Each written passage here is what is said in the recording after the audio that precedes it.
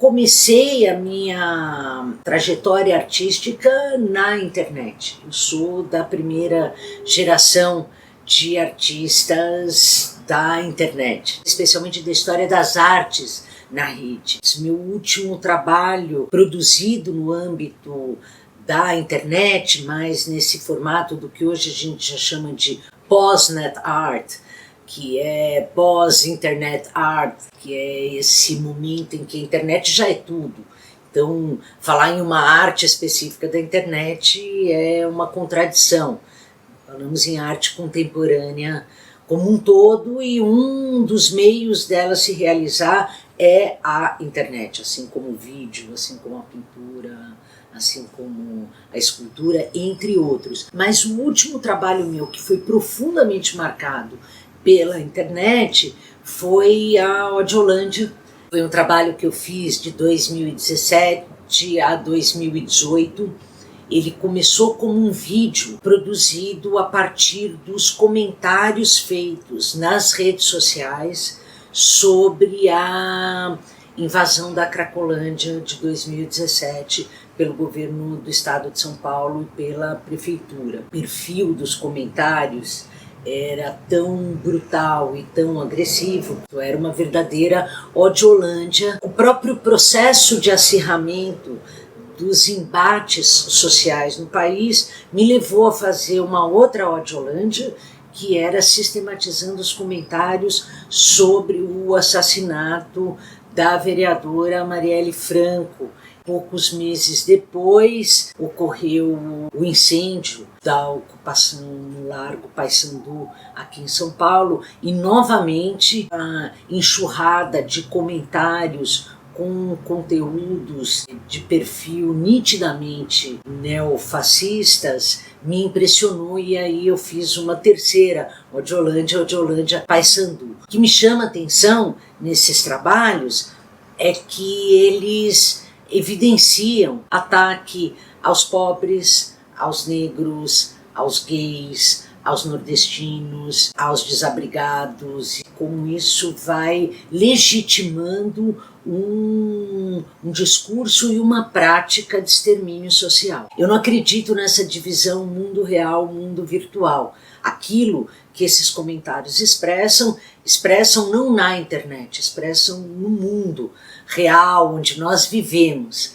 O espaço público é o espaço, por excelência, me interessa atuar. E daí os trabalhos meus, sejam eles envolvendo redes, telecomunicações, sejam os que eu venho realizando nos últimos 5 anos na esfera pública, mas no campo dos sistemas de memória, seja o espaço que mais me atrai. O Memória da Amnésia é um projeto que eu realizei em 2015 a partir de fragmentos de monumentos desterrados do espaço público e que se encontravam há mais de 80 anos rolando entre depósitos de monumentos na cidade de São Paulo. A ideia desse projeto nunca foi mobilizar a sociedade em direção à restauração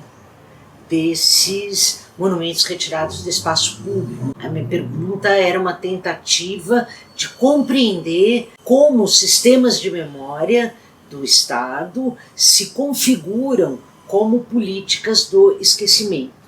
Quem determina o que deve ser esquecido, como deve ser esquecido e quando. Quando pesa uma nuvem, meu trabalho mais pessoal, no sentido que ele conta a história, minha história de vida. Um projeto feito a partir da minha viagem para a Polônia em 2015, para uma narrativa para minha história sem rastros. Meus avós perderam os pais, a família na Segunda Guerra Mundial, em campos de concentração, e tinham uma estratégia de lidar com esse trauma.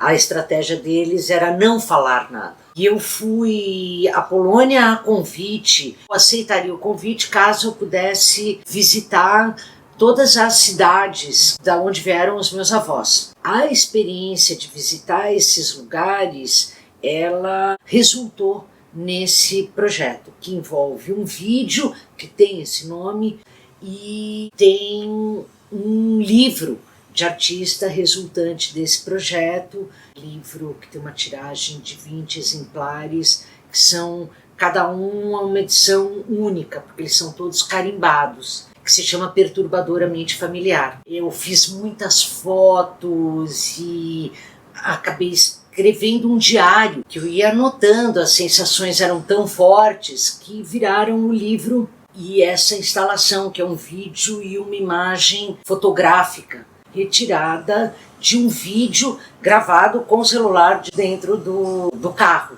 Os judeus eram os negros da Alemanha, como narrar uma história sem rastros, entre outras perguntas que eu fui me fazendo ao longo da viagem. Se transformaram em carimbos e esses carimbos foram disponibilizados para que o público utilizasse no recinto expositivo. E a ideia era que as pessoas carimbassem as paredes. O público começou a carimbar a si mesmo, o que remete diretamente, óbvio, às tatuagens dos números em campo de concentração. Essa reação do público, ela remete a um imaginário coletivo, não a um imaginário particular de quem viveu aquilo. E eu não trabalho exatamente com arte interativa, aqui eu trabalho com processos colaborativos e participativos e multiautorais. Vários dos meus projetos foram projetos abertos à participação do público.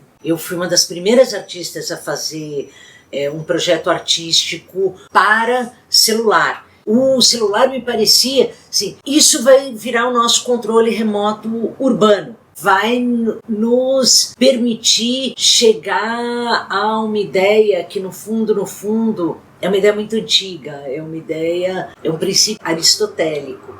O homem é um ser político, isso quer dizer que o seu lugar é a polis, a rua, a cidade, não o escritório. Todas essas fotos produzidas e vídeos produzidos em movimento vêm dessa minha inquietação em compreender a forma pelas quais os meios transformam a nossa maneira de estar no mundo, como eles impactam os nossos modos de perceber, de olhar, de ver e hoje em dia muito de memorizar aquilo que está à nossa volta.